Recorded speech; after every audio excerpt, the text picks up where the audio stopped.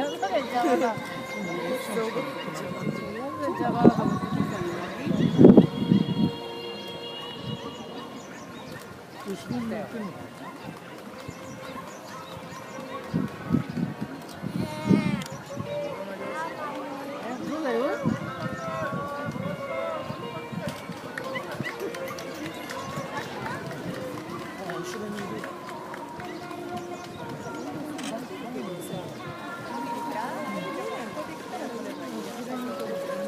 こ行っちゃうよ。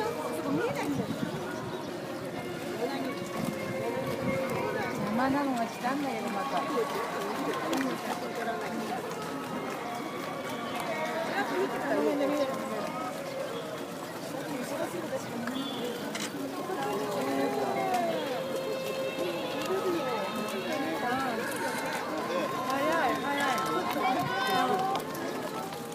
そうだよね。もうちょっとゆっくり。りょうちゃん、こっち見て。りょうちゃん、こっちだよ。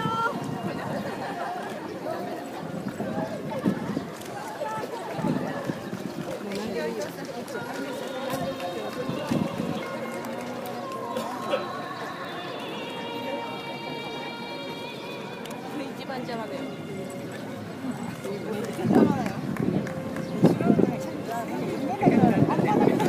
あれ青年部って書いてある。ね、そうだね。一番前のあの人が名前言ってたんだから。これが参列者の。